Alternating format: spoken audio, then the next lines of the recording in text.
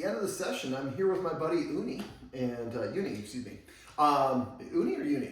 Uni. Uni, okay. And so we're going to summarize all the things we covered. She's kind of an aloof dog.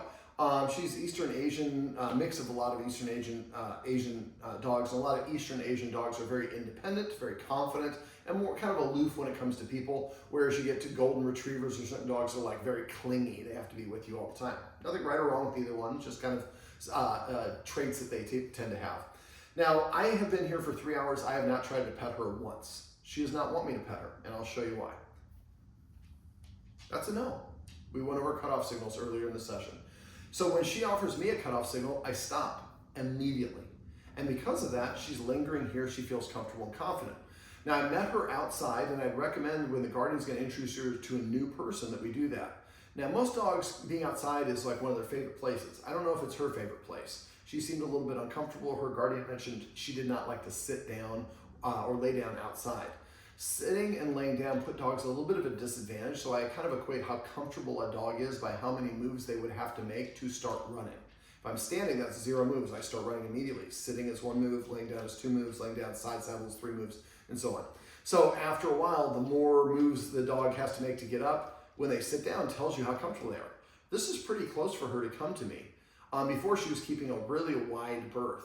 Now, when you have a dog that's like this, if she comes to sniff, like she's kind of doing right there, when she starts to sniff me, if I have a fearful dog and they come to sniff me, I freeze. I don't talk to them.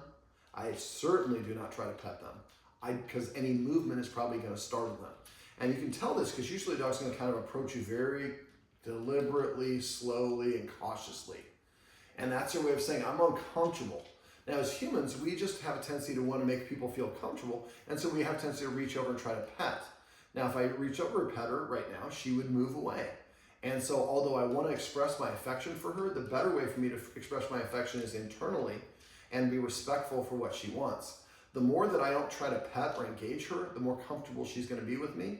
And so you see she's lingering in the shot where normally she would be away across the other side of the room. So if you have guests come over, I would have them meet outside. Have the guest sitting down.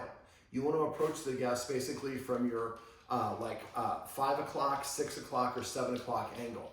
Now, the handler needs to be mindful. She kind of, I don't say lunged, but she kind of, I moved a couple times and she kind of had quick feigning movements. And so that's her way of saying, I don't like what you're doing. I'm worried. I don't know what it is. And so your guest really needs to be kind of still. So now that she came here close, I stopped moving my hands. Because all the extra gestures are going to probably cause her some stress. And so basically, I would give the guests some treats if you can as they come up, and the guest just holds still. If she wants to sniff them, they should just freeze. And let her sniff them until she's content and moves away. Then they can go like this. You can give them a handful of treats, and then the person can try to offer a treat. Now, front-facing is confrontational for dogs, so I go like this. Now I have a treat there, so she's coming for it, and I've proven to her that I'm a trustworthy person over the course of an hour. But if you're a guest who's meeting for the first time, if you want to give her a treat, I'd like you to give her the treat like this. Hold it off to your side, hold your hand at nose level, don't move your hand, don't tell her it's a treat, just leave it there. She's probably going to go check out my hand again because it's still in the position. She's going to see, did I leave a treat? Well, now she's engaging with me a second time. That's helping her feel more comfortable with me. And you see, after she engaged, she took 2 steps back, so that's her way of saying, I'm not fully comfortable with him, but I am lingering here because I like the treats that David has. Now, we went over, let me finish meeting new people. So have the person sitting outside, have her come and approach. If they sniff, have them hold still, and talk to them ahead of time. Say, if she comes up, I'll say sniffing, and if I say sniffing, then the guest freezes. Now, you mentioned you're not always super mindful, so remember when you say sniffing, they're in freezing until you say they're done sniffing. So you say sniffing complete, then they can move again. Now, they should avoid big, boisterous movements in general. Try to avoid direct eye contact. And then when you want to get up, show her you have a treat, and then throw it out of the way, and then you can stand up, or the guardian can call her away. We don't want to move suddenly, especially she's really close. That's where some dogs will bite if they're insecure, because they're like, what are you doing? You can call me off guard, and they're reflexively biting. It's not an intentional action. We want her to feel comfortable and confident. So once she's gotten to the point where she'll take treats around the person. It'd be nice if they took for the person's hand, but as long as she takes it for treats from you, that's fine. Then I would call her away, stand up, and I would do a little bit of walking in your neighborhood. Now, if she comes, anytime she comes up to sniff them, say sniffing, and they freeze. So they might be in the middle of a walk and they just freeze. And anytime she wants to sniff them, we let her. When I have a dog like her, I don't try to ask if they want to be pet until they approach me and sniff me at least 3 times. And then when I ask if they want to pet, I do something like this. My palm's down. I'm not holding it in her face. I'm holding it about a foot away from my body. She walked away. That's a clear no. So I stopped pushing. As a human guest, your inclination is to want to really show the host that you're good with dogs and they like you. For her, the more she's gonna like you more if you give her less. So just to kind of ignore her. Be like dating in high school. If you're not interested, then they want to date you. If you're interested, they don't want to have anything to do with you. So after we get to that point, and she'll take a treat, then get up and take a little bit of a mini walk. You have a nice little area here. Don't do it on the busy O Street in front of your place. You want to do it on side streets. And remember, be mindful of other things that are going around. If there's a helicopter, there's construction, there's a leaf blower, there's a baby crying, there's people arguing, there's a truck backing up. We filter all those things out, but for dogs, those can be things that can add an extra layer of stress, and just meeting somebody is stressful enough for her. We don't need to add to it. So eventually she gets to the point where she's more and more relaxed and comfortable with them. When that's the case, then you can come inside. Now in Southern California, I don't know if you guys have any, but it'd be nice if you could actually go to your little patio area, if you had chairs out there, and sit down. Now, as a human, when you sit down, your dog is going to feel more comfortable when you choose to sit down. If everyone sits down, that makes the dog feel more comfortable. Look at that. She just went and got the treat right next to the Roomba. And look, she's lingering next to the Roomba because she just went there and something positive happened. She normally doesn't go near the Roomba because she doesn't like it. So if you could have your guests come in and sit outside and enjoy the beautiful Southern California weather, and let her kind of hang out and come up and approach him and get some treats a couple times. Then you can actually eventually come into the place. When I come inside a house with a fearful dog, I'm invading the fearful dog's space, and the dog doesn't have any choice. And a lot of dogs feel trapped and cornered, and that's when they start lunging and snapping. So if we can meet slowly, and sometimes I have to meet a dog a couple times. I meet him once. I'm going to do that this afternoon. After I leave this session, I'm going to go pick up my roommate's dog, Maeve, and I'm going to go to a client who has a very fearful schnauzer because the dog likes dogs but doesn't like people. So I'm going to go meet the dog. I have a session with them on Friday, but I'm going to meet the dog with another dog, and I'm going to ignore, but I'm bringing the other dog along to make that dog feel more comfortable. So we're going to do whatever we need to help her feel comfortable. So basically, once you come inside, you can play the game. I have a video above showing you how to do that treat toss, or the eye engagement game, as I like to call it. And so you're going to throw those treats as described in that video. And again, you're not trying to pet her. So you might have a visit where you come by, you're here, and you play, you meet outside, she sniffs you, give her some treats, you come in and play that game, and she never comes up to you, and then you leave without petting her. That's totally fine. It might take the second or third or fourth trip before she comes up to you. When she does, try to hold still. And then if you do that consent check, hold your hand out and see if she touches her nose to your hand before you try to pet her. When you do pet her under her chin, on her throat, or on her chest. That was the consent lesson we went over, and that'll be linked above, dog consent. So watch for those cutoff signals.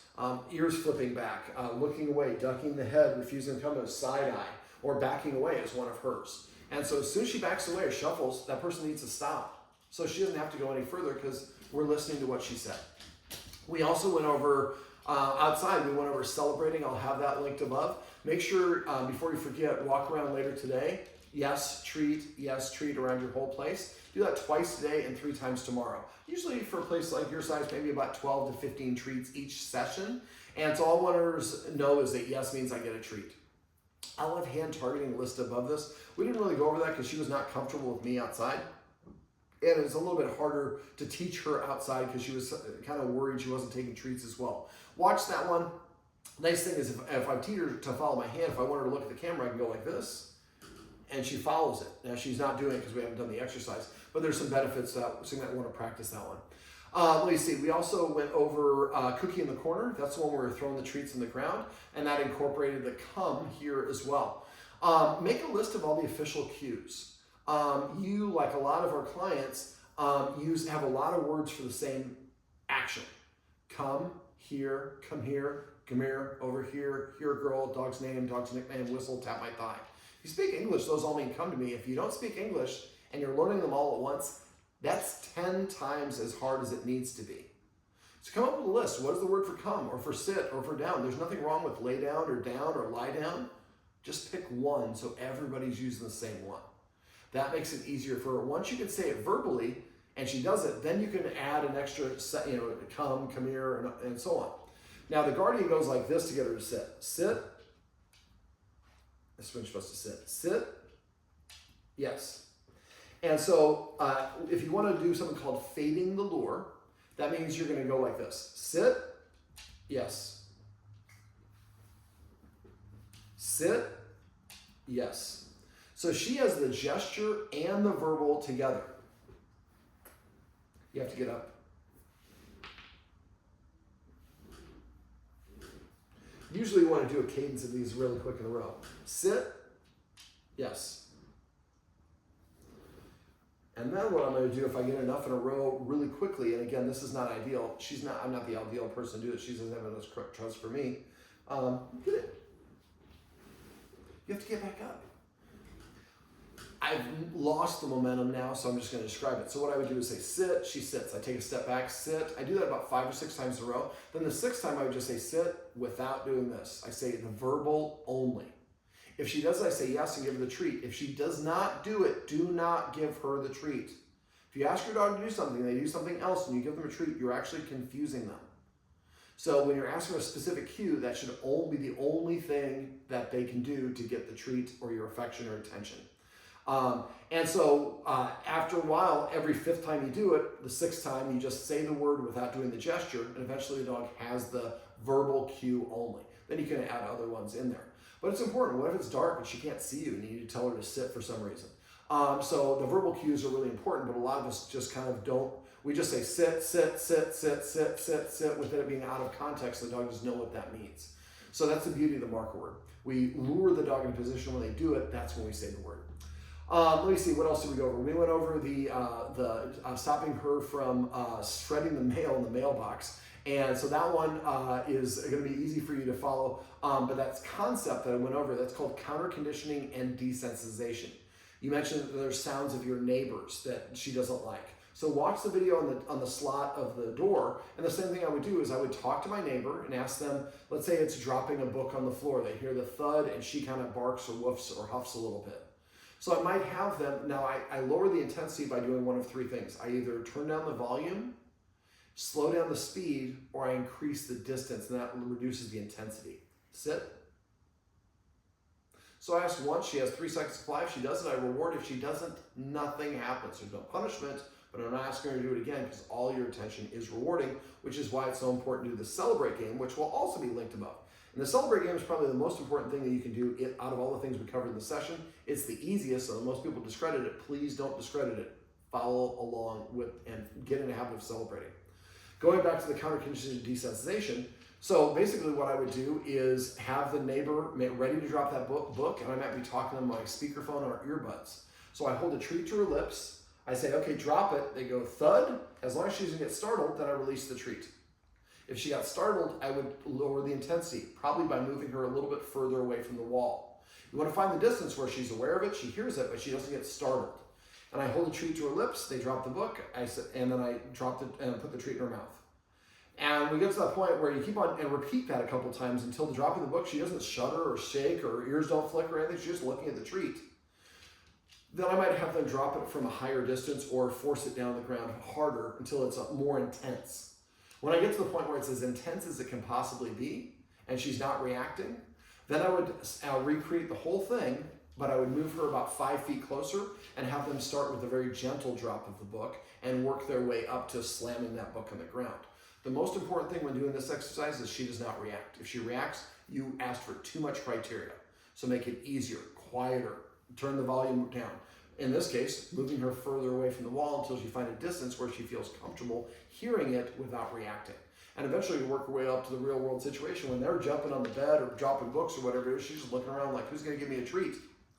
Now we also went over the leave it cue because she does like to shred the mail that's coming through the mail slot. Now I think she does that because she's in a frenzy. And I think that the exercise that we have in the video above about how to teach her to not react to the sound of that and then creating a positive emotional response by dropping treats through there are going to help her stop feeling that frenzy where she needs to go over and chew up the mail. But if she does, and she goes over there and gets the mail, you say drop it or leave it, as long as she hasn't picked it up, oh, okay, I'll come over to you and you'll give me a treat. That's a good deal. Now, if she has it in her mouth, you really need to teach that as a drop. To do that, does she pick up objects and go around the house in her, with them in her mouth? You don't have to just yes if she does or not. Has she ever done that behavior? Yeah. So when she has an object in her mouth, quietly pull out a treat and just hold it to her lips. Don't tell her to do anything. When she drops it, say, don't touch the item. Leave the item alone. When she drops it, say yes and put the treat in her mouth and don't pick it up. So what you're saying is when you drop stuff, I can be trusted not to steal it, and I'm going to give you something better. And then you get your original stuff back. That's a really good deal. Most of the time, dogs don't like to drop things because as soon as they drop it, we take it from them. Or we don't even give them a drop, we just take it out of their mouth physically.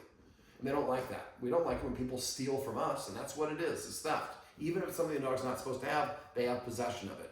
So I'll have a Leave It video. If I don't have it linked above, let me know, and I'll add it in there. But there should be a video on how to teach Leave It. So practice that one with all sorts of different stuff in different places in your house. So eventually when the mail comes through, she does get in her mouth, you say, or you're about to go get it, you say, leave it. She, okay, I'll leave it alone because I'm going to get a treat for that. I think that's about it. Is there anything else you want me to ask? You may go over? This is great. Okay. Well, Uni, come here. Sit. Yes. Well, this is the back of Uni. Let's see if we can get her to look at the camera, at least profile. This is Uni, pretty girl. And this is Uni's roadmap to success. Remember, everything you do trains your dog. Only sometimes you mean it.